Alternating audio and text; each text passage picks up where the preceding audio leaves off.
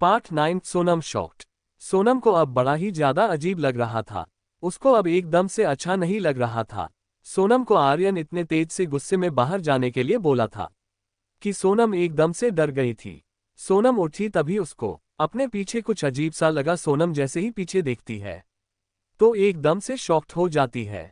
सोनम देखती है वहां पर रखी कुर्सी पर जिस पर सोनम बैठी हुई थी, तो सोनम देखी उस पर ब्लड लगा हुआ था, जिसको देखकर के सोनम अब बहुत ही ज्यादा अनकंफर्टेबल महसूस कर रही थी। सोनम सामने देख रही थी, जहां पर अब आर्यन भी सामने आ गया था, और अब उसकी भी नजर सामने गई उस चेयर पर जहां पर ब्लड लगा हुआ था। और सोनम का सूट भी थोड़ा से खराब हो गया था, लेकिन सोनम जल्दी से खुद को कवर कर रही थी, क्योंकि वो आर्यन के सामने ऐसे में जाना नहीं चाहती थी। लेकिन आर्यन की नजर भी इतनी तेज थी कि सोनम के कपड़े पर चली गई थी। ये सब क्या है? आर्यन बहुत ही ज्यादा गुस्से में बोला। वही सोनम को अब तो और भी ज्यादा अनकंफर्टेबल फील हो रहा था। सोनम रुवासी होकर के बोली, सॉरी सर। सोनम बोली, उसके बाद में अपनी हैंकी से साफ की, उसके बाद में जल्दी से बाहर आ गई थी। और अब बिना किसी से भी बात किए ही सोनम अपना बैग ली और निकल गई थी हॉस्टल के लिए। सोनम को दर्द भी अब होने लगा था। सोनम को पीरियड्स आ गया था और उसको इतना ज्यादा टेंशन थी कि सोनम को याद ही नहीं रहा कि कब उसको ये सब हो गया। सोनम इस समय रोते हुए हॉस्टल पहुंची। उसके बाद में जल्दी से शावर ली और जाकर के सब कुछ बदली और फिर आकर के लेट गई थी। उसको एकदम से ही अच्छा नहीं लग रहा था। सोनम रोते हुए लेट गई थी। ये भगवान, ये सब क्या है? आखिर में मेरे ही साथ में ये सब कुछ क्यों हो रहा है? कभी वो लड़के, फिर ये, उसके बाद में आज ये गया और आर्यन सर ने धमकी भी दी, जिसको देखो बस वही ये सब करके चला जाता है। मम्मा पापा हर समय बस मेरी ही गलती निकालते हैं। वो कभी भी ये तक नहीं सोचते हैं कि हो सकता है मेरी गलती ना हो, लेकिन नहीं, इसमें भी मेरी ही गलती है। कभी कभी तो मुझे लगता है कि मैं मर जाऊं, लेकिन फिर सोचती हूं कि मरने के बाद भी क्या कम समस्या होगी? तब फिर लोग यही कहेंगे कि मेरे अंदर कुछ कमी थी, इसलिए मैंने ये सब कुछ किया है। ये भगवान, मैं क्या करूं? प्लीज मेरी सहायता करिए। सोनम अपने आप से बोल रही थी। उसके बाद में रोने लगी थी। सोनम ऐसे ही रोते हुए कब सो गई थी पता नहीं चला। रात के समय उठी, उसको बहुत दर्द हो रहा था। कल से कुछ भी नहीं खाई थी, इसलिए बिना के उठी और हॉस्टल में गई, थोड़ा से खाना खाए। उसके बाद में सोनम भी रूम में आ गई थी। सोनम रूम में आए और आकर के लेट गई थी और पढ़ने लगी थी, क्योंकि अगले दिन फिर से उसका वाइवा था और कल तो 2 था, इसलिए सोनम पूरी मेहनत के साथ में पढ़ रही थी। अगली सुबह सोनम उठी, रेडी होकर के कॉलेज आ गई थी और आज सोनम कुछ सही लग रही थी। सोनम अपना 2 वाइवा दी, उसके बाद में वो भी घर आ गई थी। उसको अब बड़ा अच्छा लग रहा था, क्योंकि आज का वाइवा काफी अच्छा गया हुआ था। ऐसे ही करके अब समय बीत रहा था और देव और राज के मन में सोनम के लिए नफरत पनप रही थी, तो वही आर्यन के मन में भी सोनम के लिए नफरत पनप रही थी। आर्यन सोनम का असाइनमेंट खुद चेक किया और उसमें सोनम को उसने 8 नंबर दे दिया था। सोनम को अभी तक नहीं पता थी और मिड सेमेस्टर का भी पेपर होने लगा था, इसलिए सोनम जी जान लगाकर के पढ़ाई कर रही थी।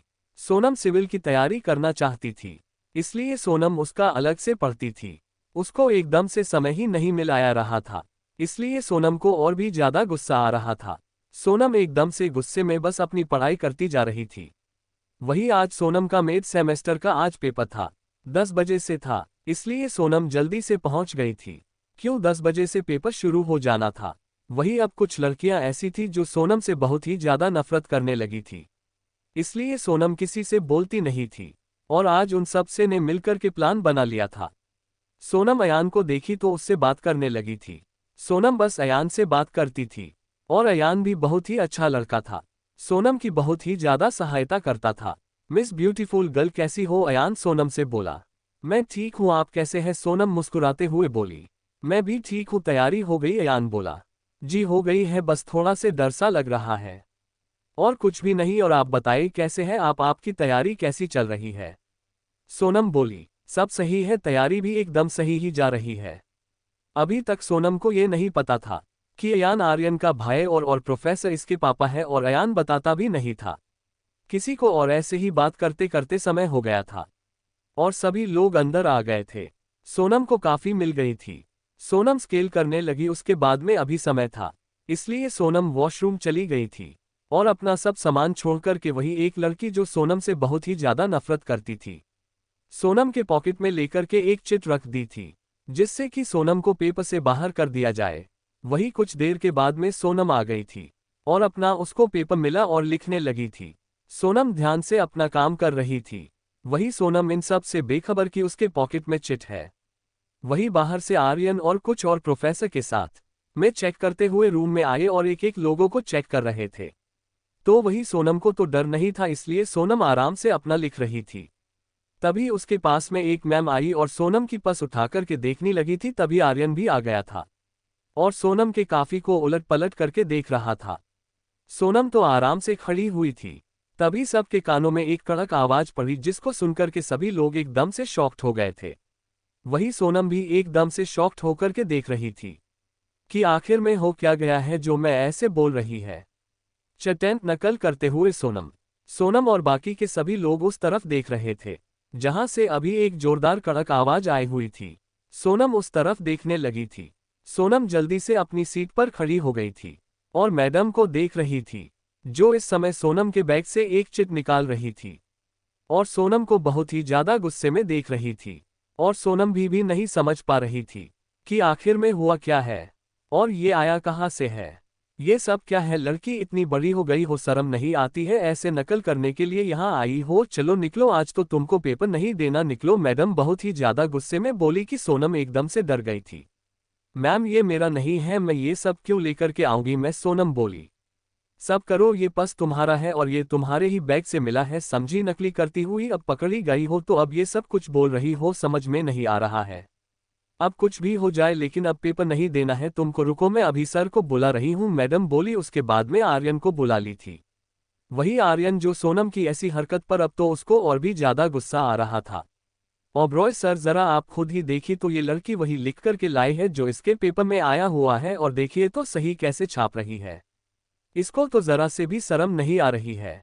सर मैं बता दे रही हूँ, ऐसे बच्चे अगर आते रहेंगे तो हमारे कॉलेज की क्या रिपुटेशन रह जाएगी। सर प्लीज आप इस लड़की को पेपर मत देने दीजिए और इसके पेरेंट्स को अभी के अभी यहाँ पर बुलाइए, आखिर उनको भी तो पता होना चाहिए कि उनकी बेटी क्या क्या काम करती है। मैडम बहुत ही ज्यादा गुस्से में बोली। मैम ये आप क्या बोल रही है? मैंने ऐसा कुछ नहीं किया और मैं भला नकल क्यों करूंगी, मुझे इन सब की जरूरत नहीं है। मैम ये जरूरी किसी ने किया है। सोनम बोली। बस करो, अब कितना झूठ बोलती हो, मैं क्या जानती नहीं हूँ क्या?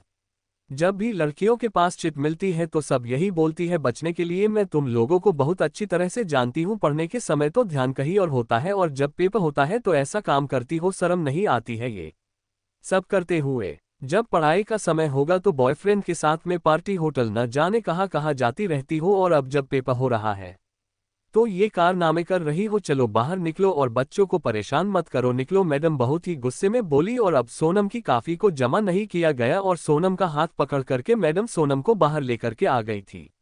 सभी लोग बस सोनम को ऐसे जाते हुए देख रहे थे। तभी अयान जो कब से सब कुछ देख रहा था जल्दी से उठ करके बाहर आ गया था। भाई भाई प्लीज एक मिनट। अयान जल्दी से आर्यन के पास में आ गया था। भाई प्लीज मैम को मना कर लीजिए, और सोनम पर फालतू में गुस्सा कर रही है, जबकि सोनम तो इतनी अच्छी है, कभी इन सब के बारे में सोचती तक नहीं है। और भाई सोनम पढ़ने वाली लड़की, मैडम ये सब क्या बोल रही थी? भाई सोनम को किसी ने जानबूझकर के फंसाया है, प्लीज भाई सोनम को पेपर देने दो ना प्लीज भाई। अयान अपने तरफ से जितना हो सकता था पूरी कोशिश कर रहा था। वही सोनम भी देख रही थी कि अयान उसके ही बारे में बात कर रहा है, लेकिन फिर भी आर्यन पर तो जैसे कोई फर्क न पड़ा हो। आयु अपना पेपर जाकर के देखो, किसी के पीछे मत भागो, समझे जाओ यहाँ से। और एक बात याद रखना, अगर तुम इस लड़की से दूर रहोगे तो ही भलाई है। मैं इस लड़की को अच्छे से जानता हूँ कि ये लड़की कितनी ज्यादा चालाक है और ये सब इसने ही किया है। और जाओ यहाँ से। आर्यन बहुत ही गुस्से में बोला तो भी अयान नहीं आया था। भाई सोनम कभी भी ऐसा नहीं कर सकती है, भले ही मैं सोनम से ज्यादा दिन से नहीं मिला हूँ, लेकिन सोनम बहुत ही अच्छी लड़की है, सोनम कभी ये काम नहीं कर सकती है। भाई वो एक लड़की है। मैडम क्या क्या बोल रही थी? आपने उनको ऐसे ही जाने दिया? भाई आप खुद एक बार विश्वास करो, सोनम ये नहीं कर सकती है। भाई प्लीज। अयान अपना दोनों हाथ जोड़ते हुए बोला। जाओ अंदर, तुम मुझे मत बताओ कौन कैसे है, आर्यन गुस्से में बोला। उसके बाद में अयान कुछ नहीं बोला और अंदर आ गया था। उसके बाद में अयान आकर के अपना लिखने लगा था, लेकिन उसका मन नहीं मान रहा था कि ऐसा कुछ आर्यन कर सकता है। वही मैडम सोनम को अपने केबिन में लेकर के गई और झटके से सोनम को जैसे ही छोड़ी, सोनम जाकर के किसी के पैर के पास में गिर थी और उसके हाथ में चोट भी आ गई थी। सोनम जब सिर उठाकर के सामने देखी तो आर्यन खड़ा हुआ था। सोनम आर्यन को जैसे देखी खड़े होने लगी कि तभी आर्यन की ताने भरी आवाज सबके कानों में पड़ी, जिसको सुनकर के तो सोनम तो क्या सभी लोग उसको ही देख रहे थे। मिस सोनम सिंह अब कितना गिरोगी, अभी तक क्या गिरी थी। अब तो पूरे क्लास के सामने तुम्हारी बेइज्जती हो गई है, लेकिन अभी भी तुमको गिरने में बड़ा मजा है रहा है। कोई नहीं, तुम्हारी औकात यही है। तुम जैसी लड़कियों को मैं अच्छी तरह से जानता हूं। पढ़ने के समय लड़कों को लाइन मरती है और जब पेपर का समय होगा तो नकल करती है। अभी के अभी अपने पेरेंट्स को कॉल करो और आने को बोलो, नहीं तो तुमने जो कांड किया है न उसके लिए तुम इस जगह नहीं रह सकती। इसलिए अगर पेरेंट्स आ गए तो पेपर भी देने को मिल जाएगा, नहीं तो फिर क्या होगा पता नहीं, आर्यन बोला। वही सोनम और बाकी के सभी आर्यन की ऐसी बात सुन रहे थे।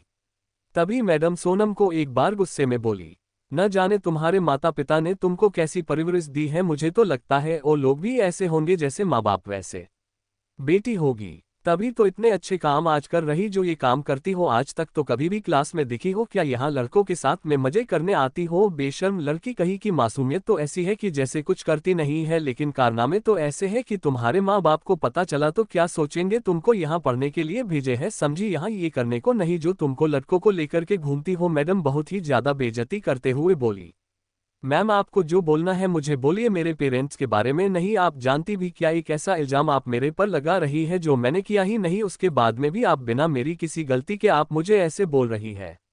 आपको जो कहना है मुझे बोली, लेकिन आपने मेरे माँ पापा को बीच में मत लाइए, सोनम गुस्से में बोली। अभी सोनम बोल रही थी कि एक जोरदार थप्पड़ से पूरा कैबिन गूंज गया था। सभी लोग एकदम से शॉक्ड होकर के देख रहे थे कि अभी अभी क्या हुआ है। वही सोनम तो सभी से ज्यादा शॉक्ड हो गई थी।